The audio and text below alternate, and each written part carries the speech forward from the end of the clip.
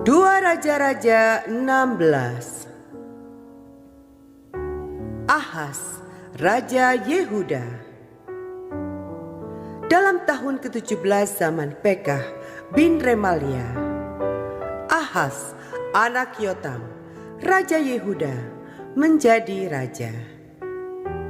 Ahas berumur 20 tahun pada waktu ia menjadi raja, dan 16 tahun lamanya ia memerintah di Yerusalem.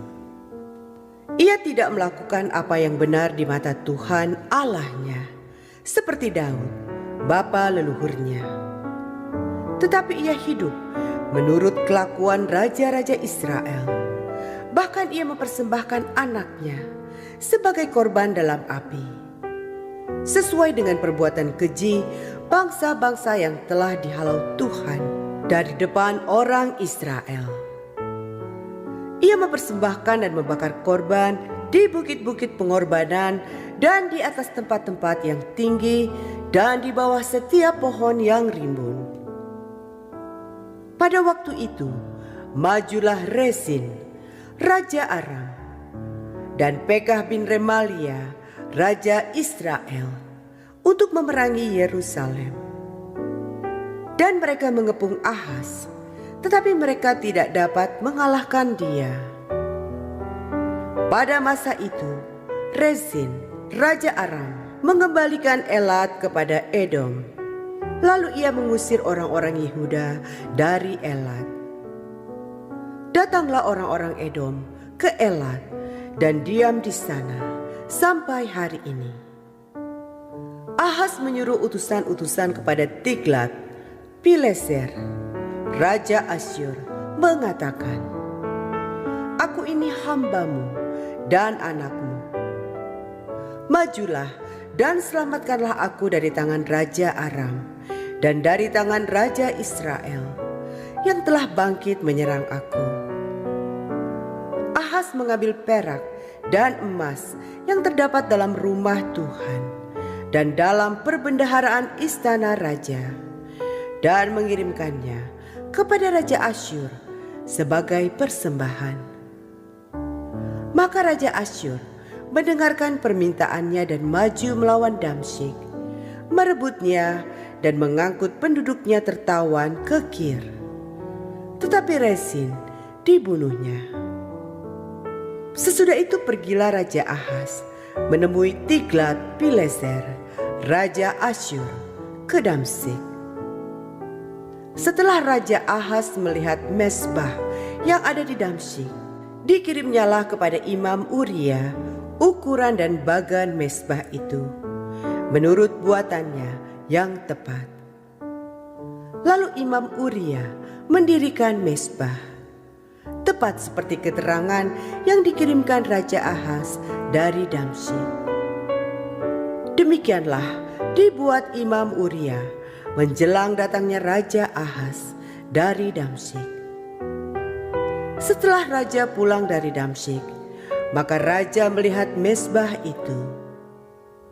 Lalu mendekatlah raja kepada mezbah itu, naik ke atasnya, membakar korban bakarannya dan korban sajiannya, mencurahkan korban curahannya di atas mezbah itu, dan menyiramkan darah korban keselamatannya kepadanya.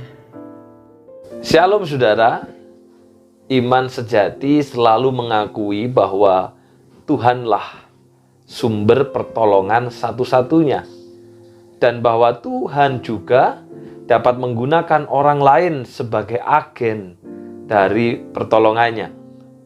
Orang yang memiliki iman seperti itu saudara, seharusnya tidak mengandalkan apapun selain daripada Tuhan. Namun sayang sekali, Raja Ahas, putra Yotam, tidak memiliki iman seperti ayah dan leluhurnya. Raja Ahas justru hidup seperti para raja Israel yang menyembah berhala. Bahkan ia juga melakukan ritual jahat mereka. Namun saudara, karena Ahas adalah keturunan Daud, Tuhan tetap menyatakan anugerahnya. Tuhan melepaskan Ahas dari para musuh yang mengepungnya. Tetapi saudara, bukannya Ahaz mengakui pertolongan Tuhan dan menaikkan syukur kepada Tuhan, Ahaz justru menambah dosa, yaitu bersekutu dengan Asyur. Bahkan Ahaz pun mendirikan mezbah korban yang meniru dewa yang disembah oleh orang-orang Asyur. Demi menyembah dewa-dewa Asyur, Ahaz rela menyingkirkan mezbah ibadah kepada Tuhan. Ngeri, saudara. Banyak orang yang mengaku beriman, saudara, namun bertindak sebaliknya. Seperti Ahaz, mereka menolak mengakui pertolongan Tuhan atas diri mereka. Mereka justru mengandalkan diri sendiri, mengandalkan orang lain, mengandalkan uang, mengandalkan kekayaan, mengandalkan pengaruh, mengandalkan jabatan, atau bahkan juga ilah-ilah dunia seperti harta dan kuasa. Pada akhirnya, mereka akan menyingkirkan Tuhan sebagai pemimpin hidup mereka dan berpaling menyembah kepada yang lain.